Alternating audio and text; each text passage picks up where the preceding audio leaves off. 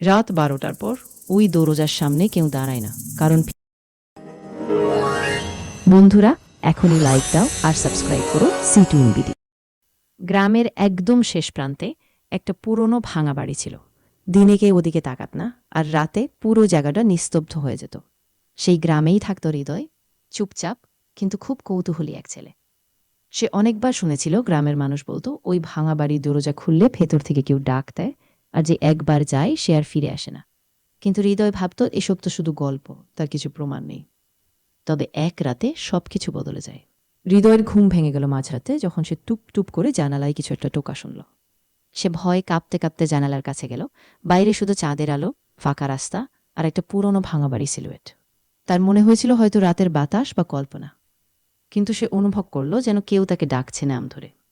সাহস জোগাড় করে সে ধীরে ধীরে বিছানা থেকে উঠল আর ওই বাড়ির দিকে পা বাড়াল। প্রতিটি পদক্ষেপ যেন ওর হৃদয়ের ধকধক শব্দের সঙ্গে মিলে যাচ্ছিল। আর সামনে এগোতে এগোতে হৃদয় দরজার কাছে পৌঁছানোর আগে তার মনে হলো যেন বাতাস ভারী হয়ে উঠেছে, চারপাশ নিস্তব্ধ। সে দরজার হাতল স্পর্শ করতেই একটা ঠান্ডা হাওয়া বয়ে গেল। সে চোখ বন্ধ করে একটু এগিয়ে গেল, আর হঠাৎ করে দরজাটা সবার চোখের সামনে একদম খোলা হয়ে গেল। ভেতরে অন্ধকার, কিন্তু কোণে একটুকু আলো, আর সেই ছেলেটা, একটা ছোট্ট ছেলেটা, কোনায় বসে কাঁদছিল। হৃদয় ধীরে এগিয়ে গিয়ে বলল, তুমি কে? কেন তুমি এখানে আটকে আছো? ছেলেটা মাথা তুলল না, শুধু চোখের পানি ফেলছিল।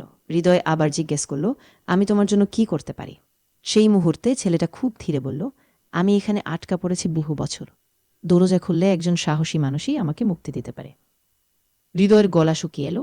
সে বুঝতে পারল ভয় কাটিয়ে সাহস করে এগোলেই এই বন্ধন ভাঙা যায়।